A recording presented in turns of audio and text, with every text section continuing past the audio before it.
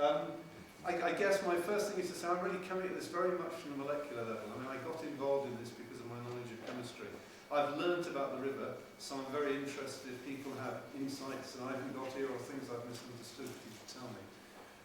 Just a quick couple of images up. I mean, that's how the blast furnace site used to look as from a drone. This is what it looked like a year later. And you can see the amount of steel work, the amount of sort of chemical containing things like this gas holder here. It's all got coal tar at the bottom of it. There's lots of chemistry around here. And just by the fact the ground looks black suggests it's not perhaps just normal soil. So we'll come back to that.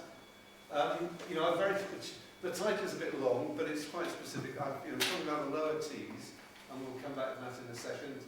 I've been working on this as part of the North East Marine Research Group, which brings me on to my sort of acknowledgements. We're really here largely because of the fact the North East Fishing Collective didn't give up. When all the crabs died off, and stands in the back of the room there, one of the key drivers of that. And that then joined up with things like the Multi-Council Crustacean Deaths Collaborative Working Group, who looked into this, called the evidence, tried to get the government agencies to help them, and I was disappointed personally by the government agencies, but I've been very impressed by what the council's been doing. And then Reclaim the RC, a local sort of environmental activist group, standing on beaches, pointing out the fact we're not happy with what's happened to our environment around here. And then really I need to acknowledge all the various people who've helped me. You'll hear some information from the Tees Estuary Seal study, which is very good. And my other colleagues within this North East Marine Research Group, Universities of Durham, Hull, Newcastle, York, plus the Fishmongers Company that supported us, and Reclaim our Seal also part of that. And from 2022 to 2024, we had a specific group of us that used to spend every Monday for a couple of hours discussing the river and trying to understand where pollution could be coming from, what was going on. So I've distilled a lot of that, and that's what I'm going to talk about today. So I hope, at the end of this, I'll have got across, a partial picture of what the lower Tees looks like. The fact that sediments are actually contaminated, and you'll hopefully be happy to believe that. Much of this contamination is on small particles, so it's not just the bulk, it's actually on the small bits. And sadly, those small bits are released back into the river during dredging. So it's not necessarily the stuff that's taken out to sea that's dumped that has the contamination in it, it's stuff that's released into the river. And that's damaging the ecology, to put it simply. It's often difficult to tell because bear in mind this river was incredibly polluted. So if your baseline is 1960, there was nothing in the river. There's lots in the river now, and that's a really good story and it's great. However, how much could there be more if we got this right? And we've also got to say that, when things happen, and we've had several events, the crab die-off, continuing die-offs, and things like the seals having problems, that all suggest something's not right. And whereas some of these could be natural occurrences, you do have to start to add the dots together. We have a polluted river, and then we have these things happen. Basically what I'm going to tell you about is really all this lot. And I'll sort of skip over, sorry, I should have skipped over that class. But as I said, the river, the crab die-off, and the seals, so that sets a context of why we're interested in this and why I've got concerns and why others have concerns. In order to understand what those concerns be, I'm going to tell you a bit about maintenance dredging, what sediment contamination is, some of the developments that are going on, and specifically Tees Works, which is this huge site I had a picture of the first time as part of it, that is a very contaminated area. And then some actual evidence of where dredging has actually caused contamination, and some concluding remarks. So, right, water pollution. I mean, we've all heard about sewage. The water companies are not doing a great job. I'm not going to be talking about sewage. I'm not even going to be talking about the agricultural runoff, which is another big issue with our rivers. I'm not going to talk about industrial effluents directly, because most of what I'm talking about is historical contamination. However, what gets released by our mixing, I'm going to be talking about contaminated sediments. There are other issues that we really haven't started to address, road runoff. I mean, I think we started to hear about particles from brakes and other things. All of those end up in our rivers, which isn't great. Now, the rivers are well monitored, or they are monitored. I mean, in the case of the Tees Estuary, a boat comes up once a month and it does spot measurements. So it literally dips a little bucket in, takes some water out and measures that. And that's once a month. So if I'm polluting it the day after, I'm not going to be seen. So I have concerns about that, but that's life. And all that primary aim is towards health, like health, human health. So we're looking for things that would be damaging to us. However, all these sources are going to be stresses on the, or stresses to the marine flora and fauna. Whether it's sewage, whether it's eutrophication, they're all going to change. And then on top of this, we have this contaminated silt, sediments. So, and I guess the other thing is that really that dominant stress may change over time. So it may be that dredging was no problem many years ago because you were killing everything off with cyanide. Now that cyanide's gone, possibly dredging is now a problem. And you know, we really need to start doing more testing of water for nature. And probably that means some different ways of testing, not just measuring chemical concentrations, but looking at how the actual flora and fauna react to the environments that's there. So the river Tees. You know, the Tees here, we've got England, we've got the river Tees. You know, what I didn't know is there's a thing called the littoral current, and it comes down here. So crabs that are going to be found here have actually been born somewhere up here, Lindisfarne or wherever. They're little larvae, they float down this littoral current, they get carried down, they get to a certain size is my simplification of it, and they think, oh, the Tees looks rather interesting, I'll go and stop there and I'll grow. So at some stage later they become big crabs, or we hope they do. So finding small crabs here means nothing in a way, because they may have just landed that day or the day before, and they've just had a little bit of time to grow. It's the large crabs we really want to see. You know, there's currents for north-south past Teesmouth. I mean, anything we let out the river is then going into this bigger system, and will potentially affect what happens on the Dutch coast or even on the Danish coast, because all those chemicals are going to get mixed together. The disposal sites, because we're on a continental shelf, are just offshore here, so it's not like they're going to disappear. They're in a relatively contained volume, and it's huge, but it's contained. So you know, that's different to if you're Canada and you have huge, great troughs off your coast where you can drop things to the bottom of, and they're going down thousands of metres. Too much information aside, but the Tees is a coastal plain, it's called. So basically the tide comes in, it will flood parts of this, it will flood here. And that's so simple, but in reality what happens underneath it is things like a salt wedge. So when the water's coming in, it doesn't all go out, the actual tide comes in underneath the river current, which carries on flowing out. So you get some very interesting ways in which chemicals would get circulated, ways in which animals experience that chemical environment we've created. This intertidal zone, looking at it more positive in a way, is amazingly complex. And you've got this change of, one day it's dry, or 1 minute it's dry, then it's wet. Different species can survive there. You get a lot of different species coming up. So it's biologically diverse. I mean, I would say it's sort of exciting. I mean, it's a really interesting place to be. There's a great book just come out about a guy wandering around a tidal region in India called Intertidal. I mean, I'd recommend reading that. More lyrical than I'm going to be. So what we're talking about here, here's the Tees mouth. We've got down here, so this is what's now called Tees Works. There's the blast furnace, is just there. This is when the blast furnace was still there. South Bank, so that's Tees Port, the big port here. South Bank is here, the Coke Works is just there, which I'll also talk about later. And then we're coming down here, and you can see Middlesbrough, the football stadium just there. And then we're down to the Transporter Bridge and to Stockton and so on. So a lot of what's happening is, this is the most tidal part of the river, water comes in, but actually the tide used to go beyond the barrage. So water isn't going to just flow straight out, neither is water going to flow in, it's going to be circulating. So if you release a chemical at a particular state of tide, it may go in one direction or it may go in another.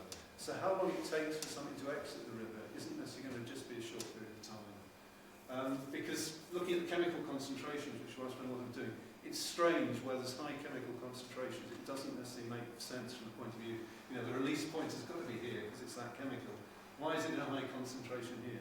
Presumably it's around the tides and this sort of flow of water in there. So what should it look like, or what it would look like before we came along, is the Dredging estuary in Cumbria is quite a good example. It's not well defined where the sea starts and where the river ends. You've got this flow of water in there. And we used to have all that here. So back in 1791, Seal Sands was huge. Middlesbrough was a tiny little thing down here, and Brand Sands were huge. Those have basically gone.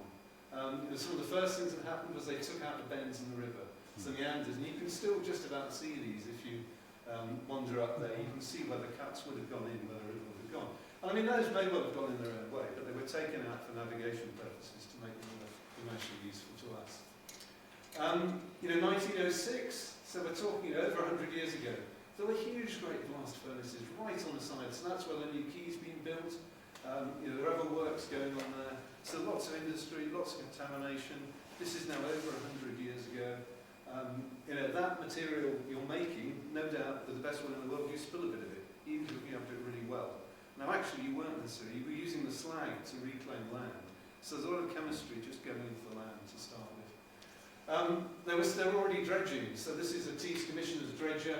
It had buckets on it, so it's rather different to what's used now.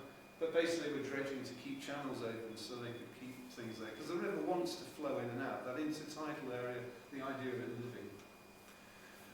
By the time you get to 1944, seal sands is pretty much still there, but brown sands we've now started to eat into, with industry having started to be put in there.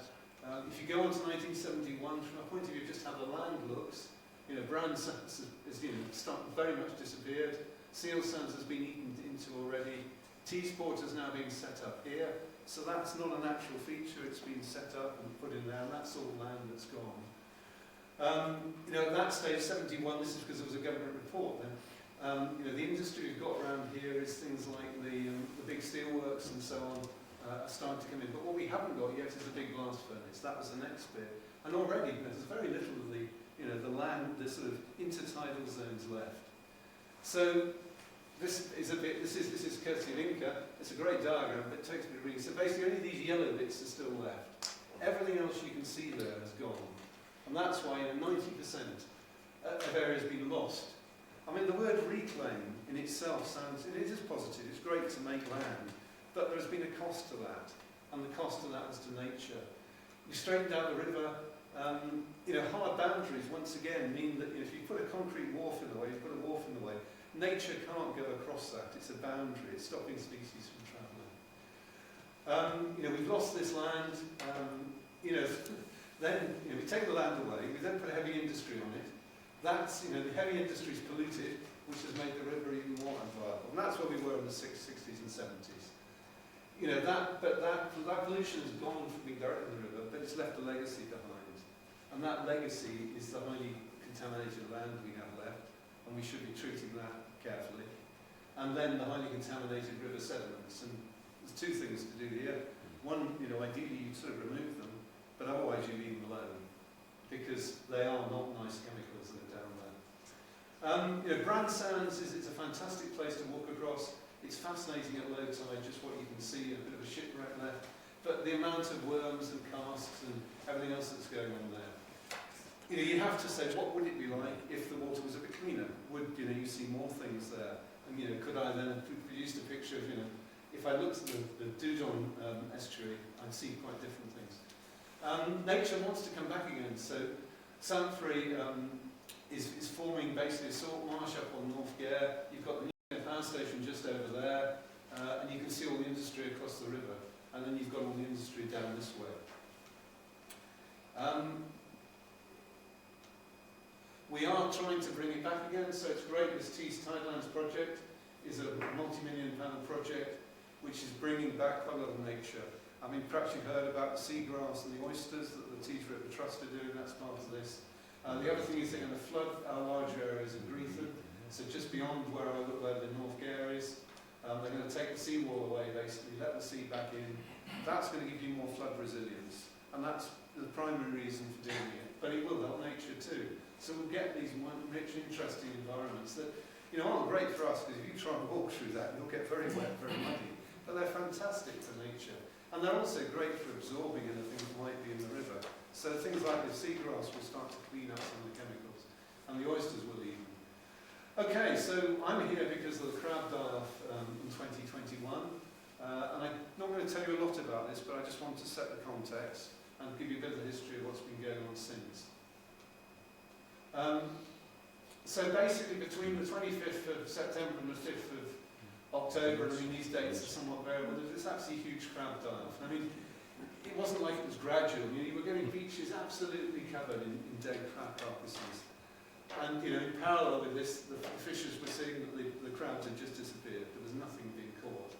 The 4th of November, for example, there was another incident up at Harbour Seal, and And once again, some of the crabs that had survived the first time presumably got caught by the same thing again. Now, these weren't gradual things where you got a few one day and then a few the next day. They built up in this big thing. Now, weather systems will have an effect on this. If the storm's particularly strong, it will bring it in. But it is surprising that, certainly to me, this doesn't look like, COVID or something, or bird flu, where you get a few dying off, then you get lots more. It looks like there's been a mass die-off in a very short period of time. There's been a great group of people, basically under North East Fishing Collective, who've been reporting these die-offs. So there's an awful lot being reported to the Environment Agency, and on the website that's listed at the bottom, northeastfc.uk, you can find a list of the things that people have spotted, plus in response from the Environment Agency. And the basic response is that these are natural. Now, natural die-offs do happen, if you look, but one does start to say there seems to be an awful lot around here. Now, perhaps people have become more wary. I think we've got too many other, if it was a totally clean river and we had all these die-offs, you'd have to say, well, hang on, perhaps it is natural. But we haven't got a clean river, we've got these die-offs. We're sort of saying the river, it's okay to do what we're doing because we're not having die-offs. But we're having the die-offs and we're still doing what we're doing. And I'll sort of come back to that. Decrease near inshore crabs, Stan, is that right? Or should I say no inshore crabs? I'll give you an example. I had 3,200 yards of trawl nets in at the weekend. Didn't have a crab. Nothing. And previously you've got hundreds. You wouldn't shoot them where I shot them at Longskow, which is just north of the Tees mouth. You wouldn't have shot that many before because it would have been crabbed out and you wouldn't want to damage them. No, okay. And I just wanted just to get a catch, balance of what it's like as any recovery. So we've made a desert basically, haven't we? We've made a desert. I had 3 fish, never had so little. The smallest catch in 53 years. And I mean, the whole ecosystem is linked. So, because the crabs aren't there, the things that we eat, crabs aren't there. And it's species specific. I mean, what happened in 2021, it didn't kill huge numbers of fish at the time. There weren't lots of fish floating around, I understand, or washed up on beaches. It was crabs. So, whatever it was quite specific to there. Okay, so where did it happen? Basically, the most concentration was around the Tees here, but it did go down the coast. And once again, that makes sense. You've got this literal flow. It's going to come down here. This is the Environment Agency's data. So, things, for example, down here, they're saying, there's confirmed deaths here. They haven't got any confirmed deaths here. They've only got reports. But basically, they're all down this coast. The crabs got massive. Inshore waters, not all species. And I've told you about the crabs. Yep, great. I guess, once again, something I didn't know about, there are migratory lobsters. I never knew this. But they migrate and they're fish and they're fine. And those have been relatively unaffected.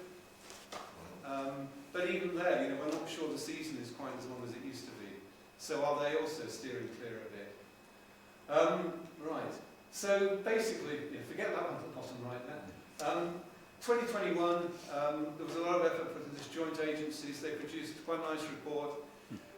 Nobody was very happy with the conclusion that it was an algal bloom. So the wrong time of year, simultaneous die-offs, and even if it was an algal bloom, it would still be our fault because it'd be nutrient enrichment. You don't get an algal bloom. It's not something that's recorded. I'm not sure, it's certainly not often, but even ever off the Tees. It has happened. 2022 then, basically based on analysis that was done as part of this, it had shown that it was pyridine detected crabs. So Gary Caldwell up in Newcastle amongst others did a lot of work to show that pyridine was actually toxic to crabs. It is toxic to crab, it's not the most toxic thing in the world, but that's, and the simultaneous die-off once again would fit with a chemical. If you put cyanide into a room, you'll kill everybody at once.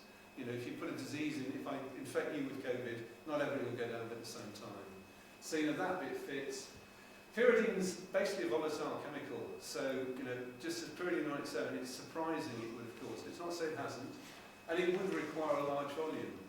But once again, it's only killed off one species. That species is bottom living. I've shown you how complex the water flow is. And we'll start to talk about silt and things like this, So we don't know. The DEFRA, because this basically, the DEFRA in 2024 developed a new test, and their test suggests there's no pyridine in crabs. Now this would be definitively proof that there wasn't pyridine there, apart from the fact they missed out one crucial experiment. they haven't used the old test on the new crabs. So they've done a test on was a new test on new crabs, and the new test on the old crabs that have been frozen and therefore could have lost a lot of pyridine or some other process could have happened.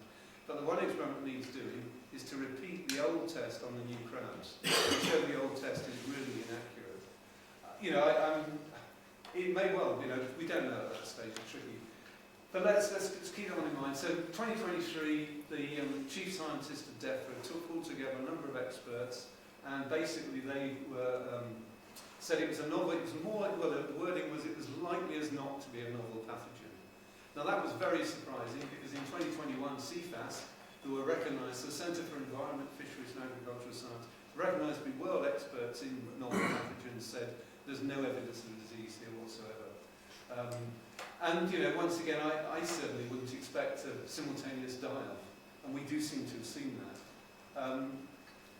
And so, where have we now got to? That was also 100% mortality, which was surprising for a disease. A disease that 100% kills everybody isn't a greatly successful disease. Personally, I think we're now at the multiple causes stage, and we'll come back to that when we talk about the seeds. I don't think there's been a die-off without any human action. So it may well be that there is a disease component to this, but it's not a novel pathogen. I suspect it will turn out to be something that's already there. But the crabs have been damaged by something. Anyway, seals. It's fantastic on the Tees. There are all sorts of places you can go and see the seas. Griefin Creek is really nice, just beyond Saltholme. This is looking out. If you go down by the nuclear power station and look across to Seal Sound, you'll see them all lying out there. It's not so good. I went down to film this dredger here, and this is a video shot. This is a drone shot by Greco. But as you can see, here's one dredger which has a huge 40-ton bucket. It's incredible to watch. This is a more normal trailing suction dredger called the Causeway, and the seals are meters, well, tens, 100 meters away from them, which must disturb their environment. Now, okay, you have to do that. You need to keep this channel clear. So, to say that having any effect is tricky. So there are two types of seals: grey seals and harbour seals.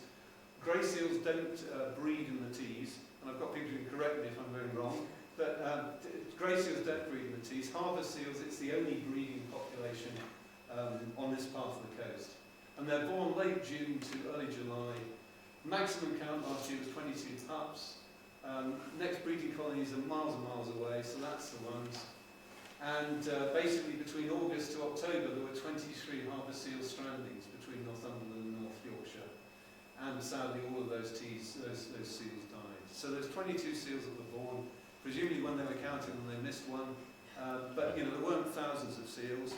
There weren't even 50 seals. There were around about 20-something seals there. And it looks like...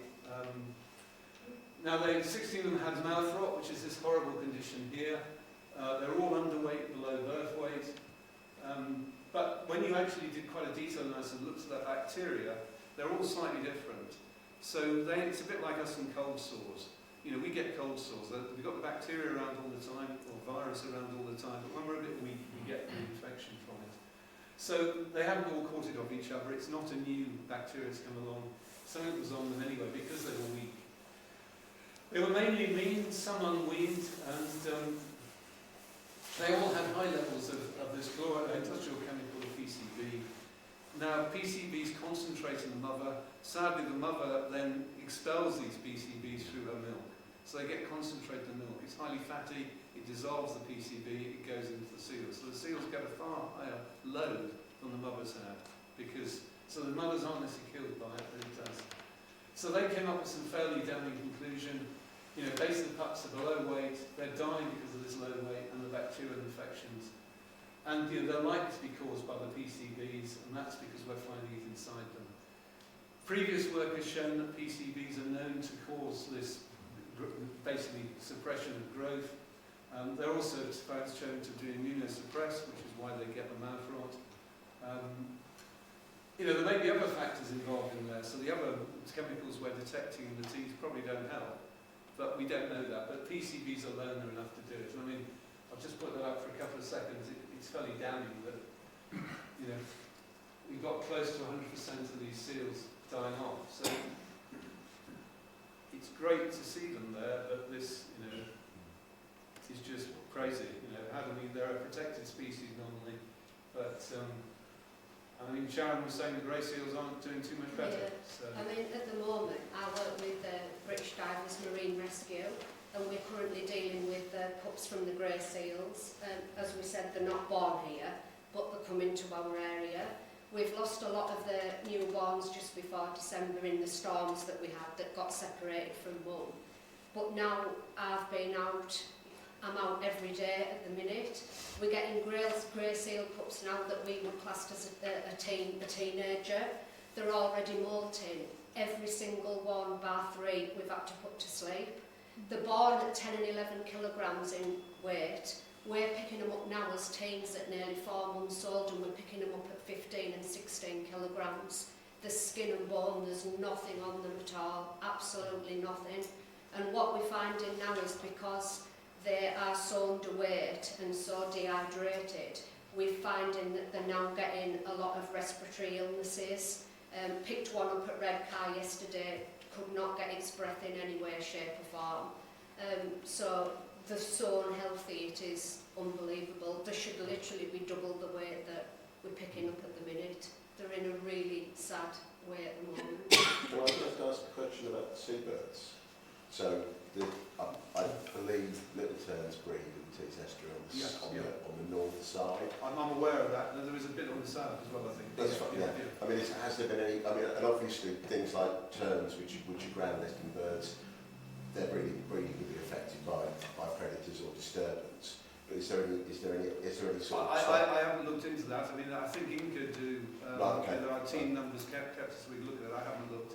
I mean, there is just so much going on. I mean, absolutely. And there is so little data quite often. And it's fantastic, you know, British Marine Divers, you know, the data they provide and so on. But a lot of this stuff, you think the data should be there, but we don't know what a beach looked like before the crab died off in a way. Yeah. Because we weren't photographing, we weren't counting. No. But you're right, terns and birds of terns should be well done. I mean, they have protected zones there. So I'm going to go through now quite a bit of stuff on what might be causing this. Sediment contamination, I've talked about sediments. I mean, diagram is what it is, but I mean, basically every single way which you get inside there. You know, we've got, you know, what we all understand is runoff, you know, the combined sewer outlets, but just runoff in turn, you know, you've got a factory here, oil on the ground, lots of water, that ends up in the river. You know, historically then it starts to end up in this sediment down here, gets trapped. You know, you spill something into the river here, it's followed up, being trapped in the sediment, it's left there for the future. But equally, what we've got land I've talked about here that's polluted, as that leaks into the river, it comes into the sediment. So that sediment, and in a way, when it's in the river, it's going to go out in due course. And that's what would be picked up by the monthly surveys. But, you know, in terms of the sediment itself, a lot of these chemicals are active at very low concentrations. So I just wanted a quick visual demo. So absorption. Basically, we often think about absorbing things. So you put a sponge down, you squeeze it, it sucks up water. That's absorbing the water inside it. So if this was my sponge, I could get as much of this weight or volume of material, I could suck in however much. So what's important is how much volume I've got. What's different with these organic chemicals is they absorb. They won't go inside this because it's either a solid mineral or because they don't like it. They don't like being in the water, so they stick to the surface of our mineral. Now, if our mineral is just like that, I can only get, you know, those sides, this side, this side. But as soon as that gets to be smaller, then, you know, I end up, I mean, it's a bit silly to say, but you can sort of see there's five Lego things there. So I've at least increased the amount of material I could have on those particles by a factor of 5. And that's why absorption of these organic chemicals, because they aren't inside the materials in terms of minerals. Now, organic chemicals that come downstream could be inside inside something organic. So if you've got a bit of you know, a bit of the moor that's come down river, it will have organic chemicals trapped within it, and that's absorption. But things that have been released into the river will be trapped on the sand or the silt that's there. So that area is quite important, because we look at when we're studying sediments, what you have to do is you have to take a kilogram of sediment, you measure how much chemical is in that whole kilogram. You're not splitting out different particle sizes.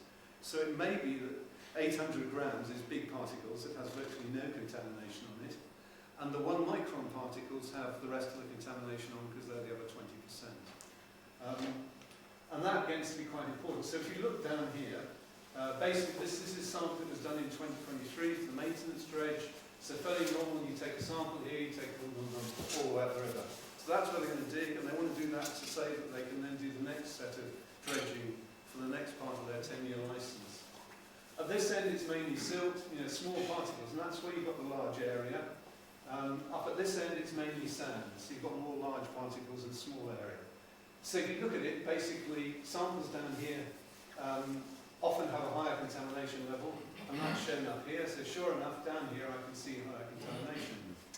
And it looks like it's sort of cleaner down towards this end. But if you then say, well actually, if I look at the fraction of that, I can do the particle size, so I know what fraction is below 1 micron. I can then back calculate, and all that matters here is just this high. So here we've got one sample that's toxic and horrible.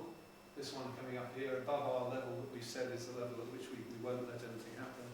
But here, in that 1 micron fraction, if it gets separated and is treated as different material, the whole lot are toxic. And that's why we can fool ourselves with some of these tests. You've got to be measuring the right thing in the right way. And I think at the moment that's not being done. We're measuring it this way, and basically fine, we're not so good. That's an exception. We're okay for most of it. The reality is more like this, and I'll come back to why we should think about that. Which takes us on to maintenance dredging. River Tees, channel, boats have got to go up and down it. In the middle there is a deeper channel that the deeper boats can go through, so that has to be kept deep. You come in every once in a while, and you don't dig it out of a digger now, but you basically have a suction thing that sucks it out, and you clear the channel. So that you've got to do that to keep the navigation going. And with the T's, that happens right the way down here, these little numbered boxes here. And it's been dredged for over 100 years. And so it's okay. We've been doing it for 100 years, there's been no problems, so we can carry on doing it. And that's what the land applications read. They say that this is a well-known practice, therefore it should be able to continue.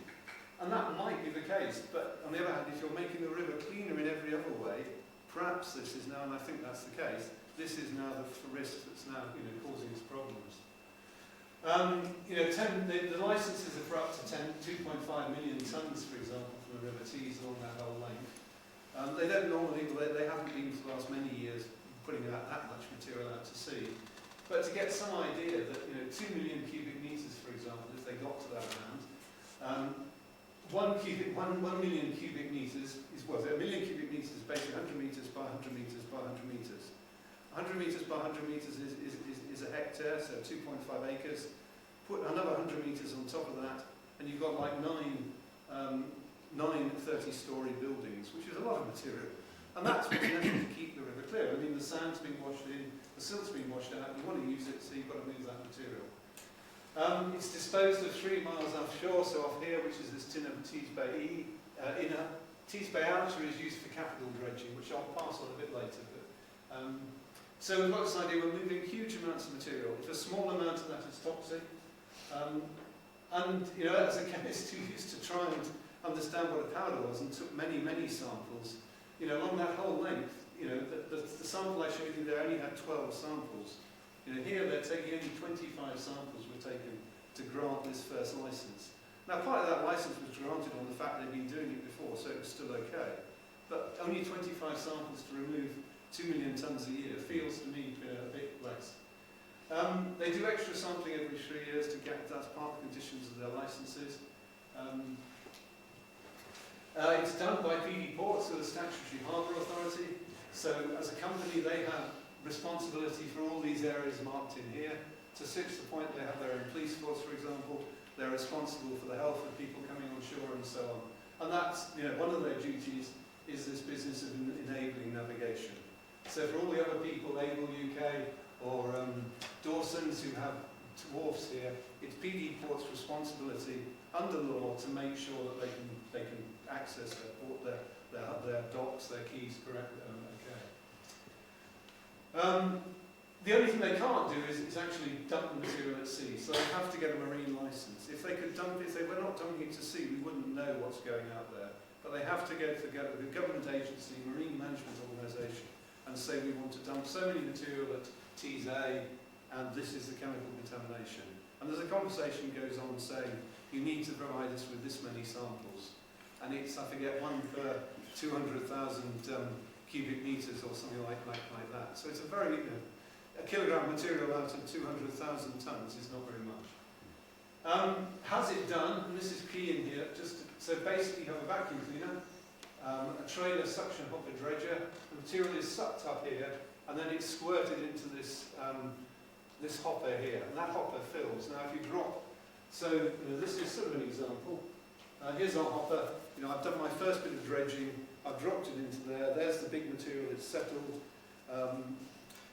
The rest of the materials, you can see that was done at about, well, it's been still since 4 o'clock this afternoon, and still there are particles in there. It's clear water, it came out of a clear stream. If I shake it up, then that's probably more what it would be like for the sort of minutes. And if we watch that, as we're going on. So those small particles are staying suspended. And you can see that here flooding down. This is the Port Ness, one of their dredgers, just off Hartlepool, because it's the best film of the thing, actually, operation. This is all the small particles being released behind its turbidity, and as you can see, they're staying suspended, still visible at the surface. I mean, they're going to stay suspended for a lot longer, but they'll disappear under the surface a bit.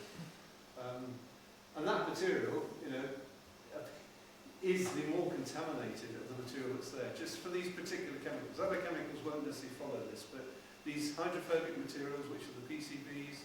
Sorry, Stan, yeah. Can I just bring one thing to light? Beautiful footage there, but as you just been showing that dredger going past the old pier, and some lovely sands just 300 yards inside. And we've been fighting from day one. It's a bathing beach, it's full of kids in the summer, and you get that dredger passing you, going into port and out of port, 300 yards away, spewing that toxic filth, and nobody's interested. I thought they were supposed to be dropping it 3 miles out. Well, that's it, but this is just the overflow. Well, that's just So, if they didn't overflow, if they didn't overflow, they'd have to go out to sea a lot more often. So I would say they shouldn't be overflowing until they can prove it's clean. But that would mean they'd have to go out to sea more often, which means they're using more fuel. And all these things come at a cost and a compromise. Dredger is perfect, and I'll show you a curve in a second. So, I think probably more than 10% is resuspended, and that is contaminants then released. The disposal site only gets 90%. This is from Peace Drone, which is the best footage of a dredger in operation, as it shows the hopper as well as the rest of it. This was today, so at 8 o'clock this morning the dredger is set off. And it's great, you can go on my shipping and you can watch them. And you can record a nice little film of the two of them, and they do a bit of sort of dancing around each other. So that's just outside Teesport, just near to South Bank, just basically off Penny's Hull, really. How often do they do this? Almost every day? It's 6 days a year for roughly 10 hours. Six days a week for roughly 10 hours. Wow. I know, 6 days a week. They won't always have 2 dredgers out, and that depends. It depends how much they need to dredge. They don't dredge any more than they need to because it costs them. And the material, if you're in Southampton, you operate with zero overflow because it's a closed basin. So any silt you release in Southampton ends up back on the bottom. So there's no point not dredging it.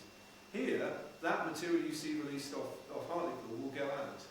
And if we go the next curve, before you move on, sorry, yeah. Is the maintenance dredging changed materially over the years? You show this now, but you've also said that they've been dredging for 100 years. Yeah. Now, obviously not with this kind of dredging for 100 years, but is the depth of the channel being changed, or There are some small structure. A lot of it you could. TD ports would say nothing's changed. I think you could pick on it. The method of dredging, I think with a bucket dredger, you didn't have the same overflow situation you have because the stuff was falling out of the buckets on the way up. Yeah. So it didn't have the same sort of release.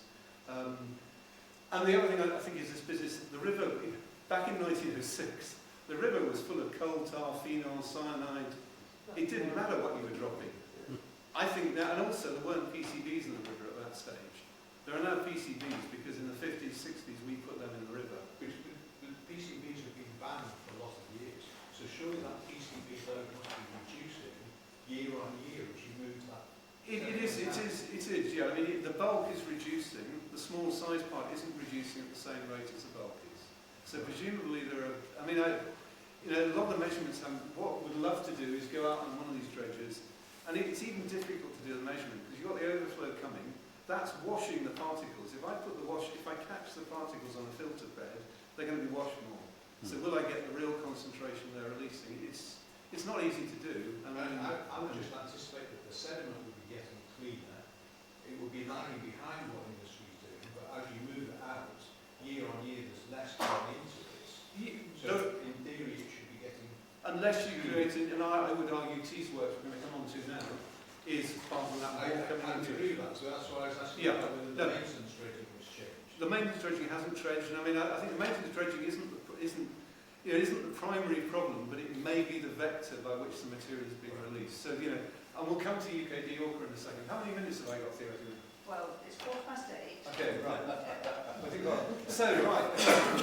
T's works we talked on. Basically, reclaimed land, seal works, coke ovens, metal recovery, landfills. It's really not a great place. There was 140 years of coke making. Coal tar, one of the products of coke, it contains all the nasty chemicals you really want to steer clear of. And with the best will in the world, thousands of tons were dealt with here. There were 1,000 tons left here when the factory shut down. That material has got to seep into the ground. And there are well-known historic cases where it has. If you go to Chesterfield, there's a housing development called The Avenue. That's built on a coke works. And they cooked 1 million tons of earth to remove all the coal tar. St Anthony's gasworks up in Newcastle, they've remediated it 3 times, and only now have they managed to actually make it so it's safe. The cancer-causing chemicals horrible. So blast furnaces there, coke ovens, and this is now where the South Bank Quay's done, and that whole area, is really questionable. I think, as I said, this sort of providential approach. So basically, we're looking at a small risk. It's not going to happen, so we're not going to worry about it too much. Whereas, for our house insurance, we don't take that approach. The house might burn down. I'm going to blank get insured for it. But dealing with all these risks would actually cost. People disagree with this, but remediation would be cleaning up properly. They've made it safe, but the historic contaminants are still left underneath the surface that's been removed. And also there are other areas they're not developing which are highly contaminated, which are likely to be seeping into the areas they've cleaned up. So I'm terribly afraid that a lot of our money won't be used very effectively. Well, it's nice to admit that, but it is that way it happens so quickly. But there's a whole story around this. So groundwater into river, this is once again up in Chesterfield. This is what it was like beforehand. It was a tiny stream, but you could see the coal cars coming up. That's a brick there. The Tees is a deep river. It's opaque. You're not going to see whatever happening down there, but there's no reason to suspect it's not. The Environment Agency has done a whole lot on these materials and has recommended ways of what you should do with it. That's not been followed at Tees works. Now, maybe there are very good reasons for this. I can't get it about the planning applications. I feel concerned, and that's where I'm coming from this. This is what it looks like. It's a highly complicated area. There are 1,000 tons of material there. You've got this gas holder here.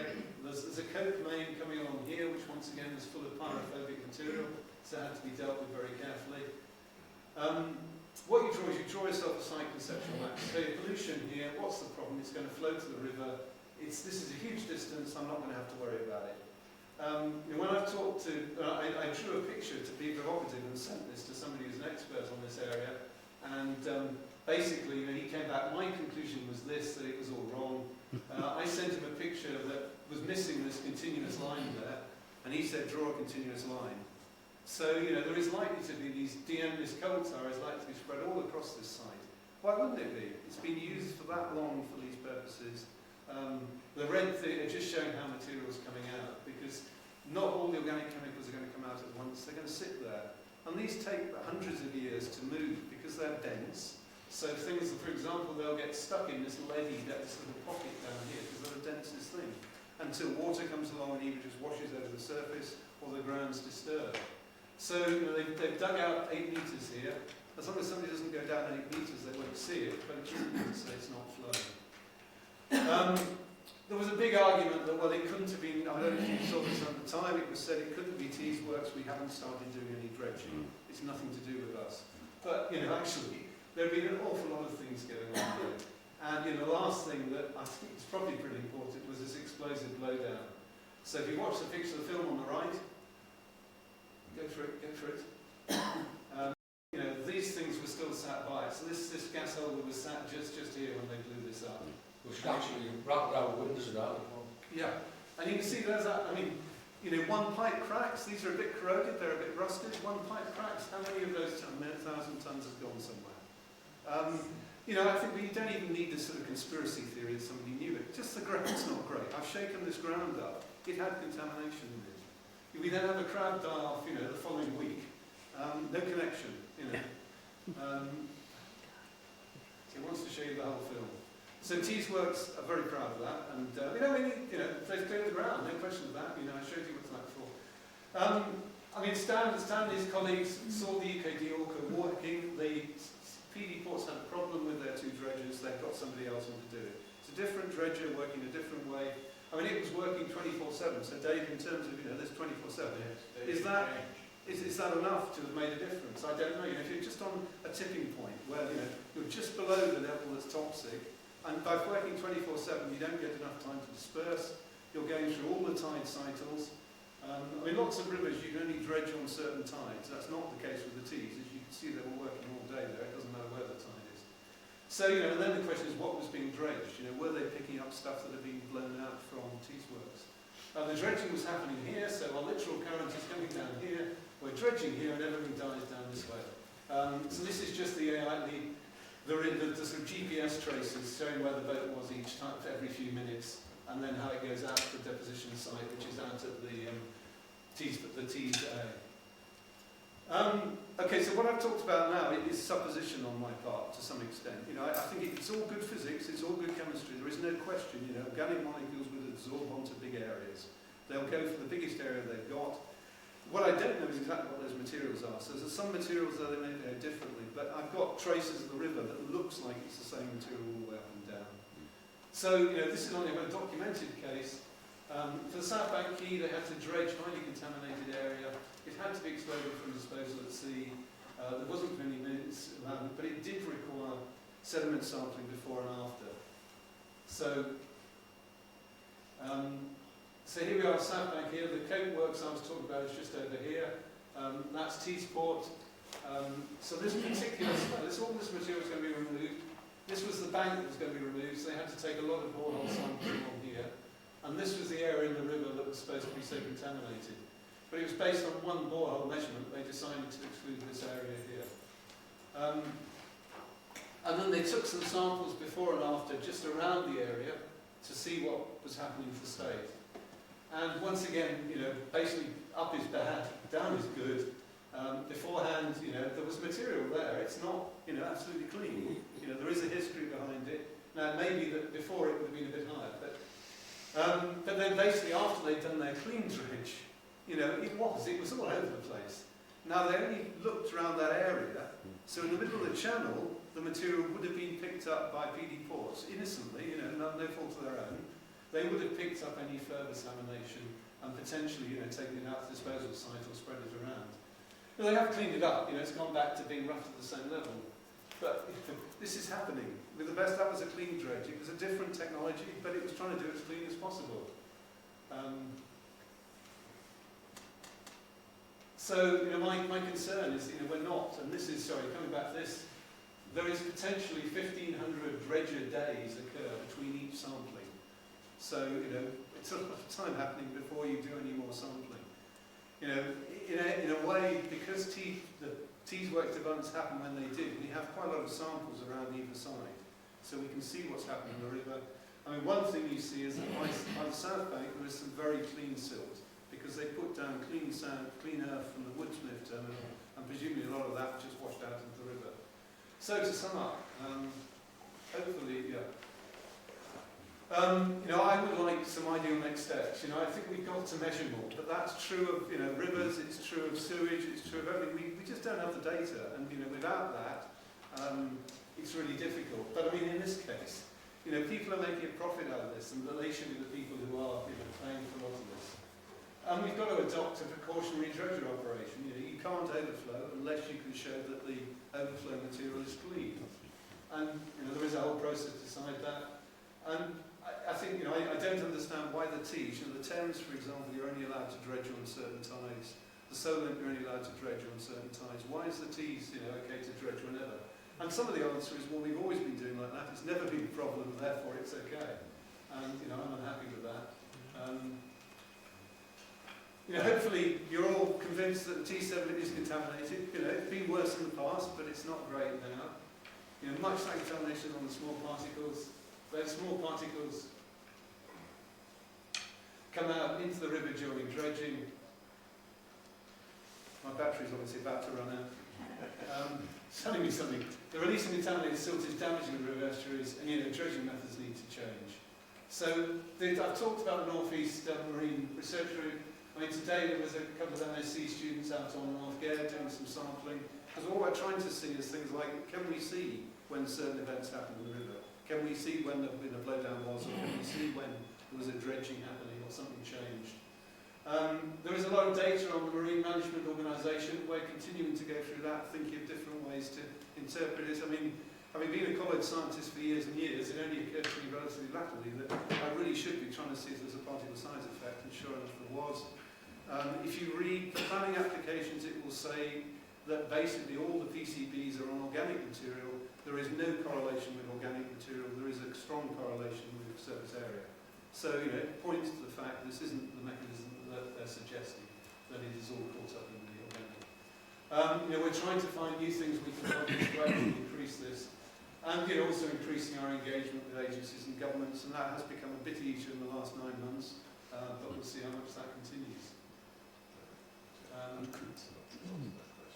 So I think, yeah, I mean, I'll leave you with that sort of vision, and thank you very much. And any questions? How much has there been a significant change since the government has changed? I mean, there aren't as many people in these agencies as there used to be. But I mean, to be fair, you know, PD Ports, as a statutory harbour authority, they're a public body, even though they're a private company. Right. So I send in freedom of information requests to them, and they basically reply and send me the information. Right. Obviously, I've got to guess what questions we should be asking. So, right. Yeah. One thing I missed out of here was the overflow curve. So every time they send the dredger out, they will know when it starts to overflow. I've asked for those curves, and I think they should provide them to me. I've only there 4 weeks. It's 3 weeks and ticking. So hopefully I'll get those. And then if I find they're operating at zero overflow, which they're obviously not, but you know, if you were dredging for gravel, for example, you might be operating at 40% overflow because you want all the sand to go out and you keep the gravel. But they're dredging to clean, so they'll be operating. You've also got Houch and Smart. Are they a little bit less helpful? I haven't really. I mean, no. I haven't. We had a couple of meetings with Red Crown Cleveland Borough Council, right. Planners around Tees Works. Because I've only read about this in the Eye, and in the Eye, Houchins in every edition. So. I mean, yeah, I think it's being done quick and cheap. And you know, I don't understand.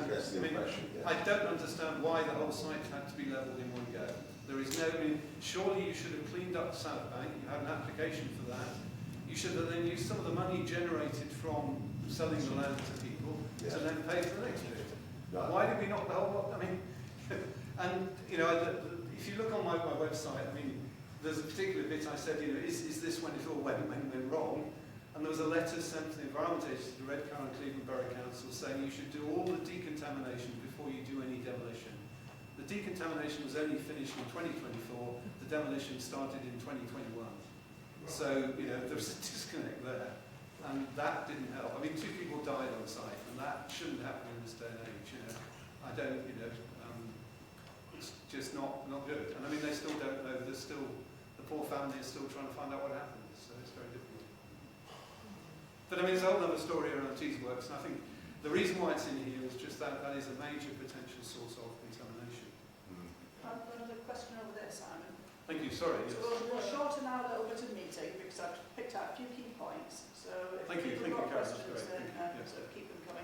David, yeah. Yeah, I just wondered, I mean, obviously, T-Port is still being constructed. Tees Works as opposed to T-Sport. T-Sport is Speedy Port.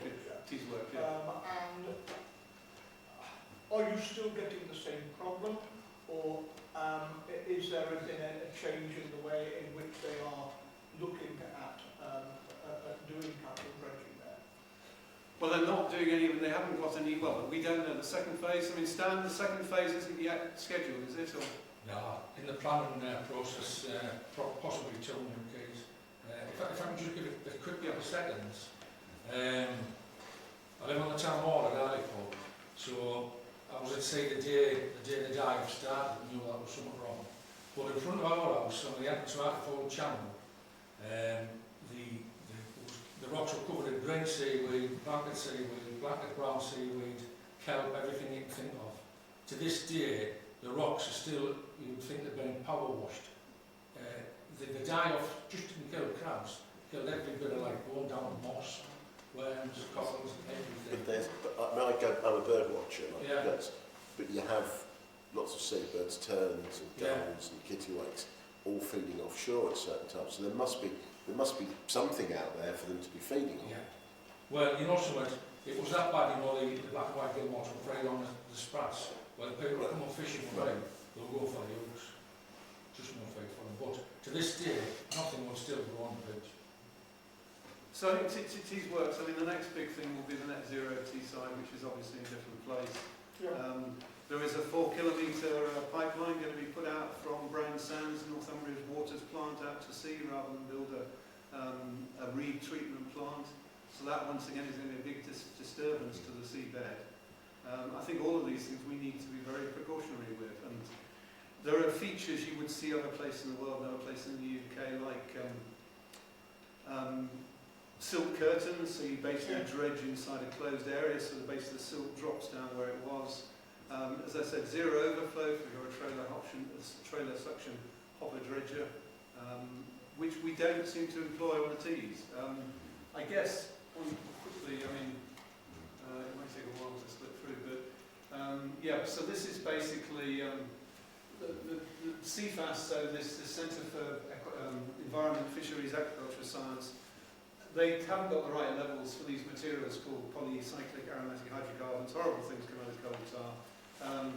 You know, if you look at basically it's not a problem in the southeast. They are a problem if you change the thing up here. All of our ports would still have to shut because the dredgings that have already happened wouldn't have been safe. And you know, that's the sort of situation. Similarly around Cardiff, once again, steel and so on. So it's the standards by which we're doing it, and we're not. There is a real tension here. You know, the ports have to keep going. We want things to come in and out, but it's that little bit of extra money that could make it be done safely. You know, dumping it all at sea. Other countries don't dump 90% of material at sea. They take 90% to land and only dump a small bit. Canada has this concept of dispersal and I forget what they call it, but storage dredging. The storage stuff goes far further out to sea and gets dumped into a deep trench. The dispersal stuff gets dumped offshore because it's clean and they want it to be washed around. We have, you know, all our stuff goes out to relatively close by, and that's going to be washed around in the sea as well. Thank you. Simon, Barry's got a question. Sorry, Barry, yeah. Perhaps it's a bit naive on my part, but one would sort of believe that the Environment Agency was looking after our interests as far as some of these issues was concerned. Is that the case or not the case? The system, I mean, we got the chief previous scientist of the Environment Agency came to see us up in Newcastle, Gary Caldwell, and he said, right, okay, well, where's the biological oxygen demand for this river at this date? We haven't got it. Yes, you have, just look on the evidence. No, it's not measured anymore. So we really have cut down what's being measured. I think, the water sewage situation, we're not, the regulations favour development. In 2016, there was a big change that things needed to favour development. And equally this government is talking about the same sort of thing. There are some, Litchfields, Van Hosking, big planning agencies, Marine in one case, and Land in other, are very good at writing applications, and it basically says, this is the national planning framework, it says we should be allowed to build a wharf for these reasons. If you object to this wharf, we will basically bring up this point that will show that you're wrong. So, and then the way it's worded, I mean, this is historical one, I find, I couldn't have done that scientifically, so because the last measurement I did was this, the current measurement is okay. And that is just so, I struggle, and I think some of the people who are more active than me, they stop responding, the agencies stop responding. And David, I guess, your council committee, I was really impressed with local councillors. I was not impressed, the agency didn't seem to be responding. Now, if we delegated it to the local councils to be responsible, then these agencies should be responsible to them. And, you know, but what you're, the thing is what is shown, that even if they're not doing these tests and things up there, the wildlife, and you've got this extinction of crabs in 21, but then you've got this stuff. The seals are a top predator. Yeah. Yeah. So, and at the end of it, all the pups. So at the end, you will have your, even if you're not getting, you'll be having your evidence that something's going wrong, because there's undoubtedly, if things continue, it does appear that all the things you've talked about suggest it's going to happen again. You're going to find it being shown in the wildlife. But I mean, if the answer that comes back is it's a novel pathogen, we can't do anything about it. You know, Stan, you had a letter sent in to object to one application, and the response came back was this objection is invalid because the independent panel said that it wasn't caused by dredging. He wasn't talking about it. The top bottom for the MMO to issue a dredging licence, dumping at sea is supposed to be a last resort, so we asked every agency what other resorts they'd considered. Didn't get an answer because they hadn't. I think the worst upset bloke was Ouchin when we asked him, and once his eyeball went back in his head, because there was a company at Middlesbrough that dealt with all the sediment and cleaned it up, and just wasn't interested. But you know, you see the seals, the apex predator. Well, it's a yeah. So the PCBs with that eye, the machine was having difficulty to do the readings on the seal. The starfish were washing up at Redcar and Saltburn with an iron PCBs. So they're not a apex predator. Well, it happened with peregrines in the 60s with DDT. So at the end of the day, it's generally shown top predators because they all fit all the top. No, what I'm saying, so how can we get starfish if there isn't anything untoward? We'll even higher PCB ratings. Are there any other questions? Yes? When you dump on land, are you not making it somebody else's problem? So the groundwater will get contaminated? We need to treat it properly. So I mean, yeah, you do need, that's why it's not dumped on land, because you'd have to treat it. Yeah. So the material that came out of that excluded dredge I showed you has been dumped on land. I mean, I hope it's been dealt with well. There are ways to do it. I mean, you know, what happened in Chesterfield is they literally cooked the material, so they burnt off. Now that's not a very clean way, a great way to do it. The other way is you put it in a great big hole and you bioremediate it. So you encourage the right things there to eat up the chemicals. But it takes time. I mean, you'd have to devote acres to, you know, years. And that is, if you can use that land for something else, then, you know, and you can dump it at sea instead, why not dump it at sea? All about money. Yeah, it's about, I mean, a lot of it does come down to money. And I mean, I think the same is true for, you know, the political arguments about teas works, it comes down to money. Yeah. But it has real consequences. I mean, there's real consequences for, you know, the quality of jobs that will be produced, for the environment we have around us. I mean, one of the articles I have on the website is basically comparing us to Bilbao. I mean, Bilbao got the Guggenheim Museum. We get carbon capture and storage. It's just lack of vision, you know, or ability to make a quick profit. I don't know. Whichever. One last question from Helen, but you mentioned your website several times. Do you just want Yes, to Northeast, yeah.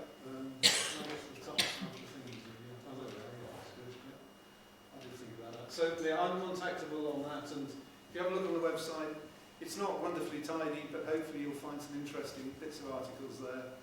It's really been a working thing, so I haven't finished all the things, but it has a number of suggestions as to what's going on, and links back to, you know, primary bits of information.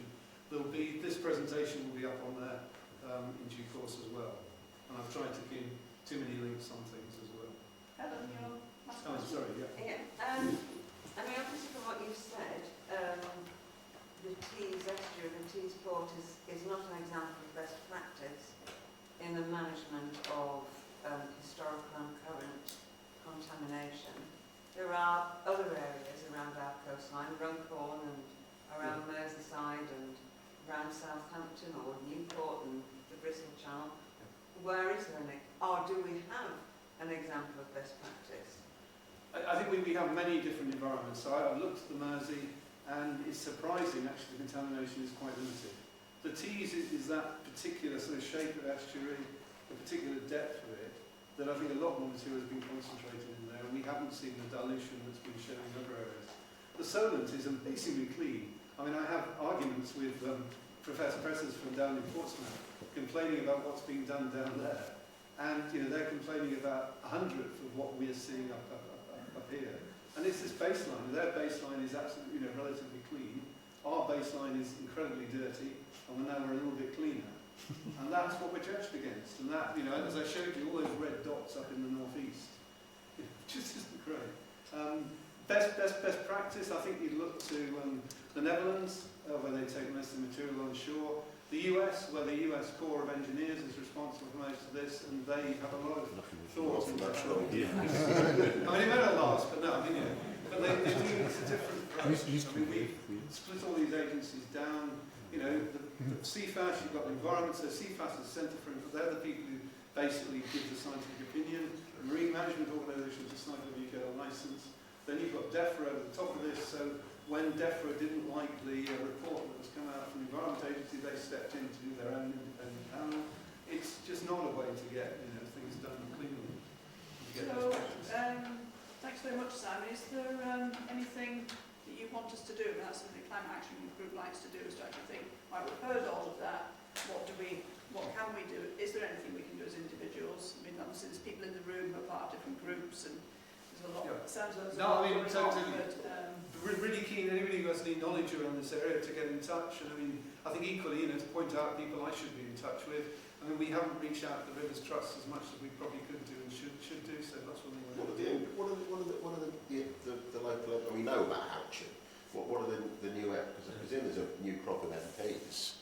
I mean, it must be something that they would be at least aware of. Well, I mean, so Andy McDonald, name me some more MPs. They've been supported from day one. Right. Both councils, but the Labour Council was an article, and it wasn't political. And our new MP promised a meeting, as did Mr Starman when he came to see us. And we've been promised a meeting with the Environment Secretary and has it happened? No, I was in the plan stage, we're waiting for a report coming back from... So I think, make sure you follow this. Please tell your MP, you want your room to be clean. When we need to engage with the various different people who are doing this, the agencies and the companies. I mean, PD Ports, can I come and do this lecture to you? Because I think, it's not helping, it's threatening your business mechanism at the moment. And this is something we need to look into. You could contact Michael, let's say MP for Middlesbrough South. Yes, okay, yeah. It certainly would be worth contacting him. Okay, right. Well, certainly Anna Tully I've chatted this about as well, for example. And I mean, the panel you had, whatever party they were, they all seemed to very much understand that this was an issue. And I mean, North Yorkshire, as a North Yorkshire resident, I was impressed that our councillors were there and they were supporting you, because it's our coast too. And, North Yorkshire, this split up between boundaries, trying to get into different planning systems in different areas. It's the same thing, but I mean, my son's up in Newcastle, their system, you can't, basically things disappear once they're a certain age, whereas at least Redcar and Cleveland, everything's still there, which is brilliant. Why something? Anyway, sorry, that's right. But MPs, please watch this, and anybody who would like to get involved, please get in touch. Contact details there, and very happy to keep you informed about what's going on. So, give me thanks, Simon, then, for doing all that.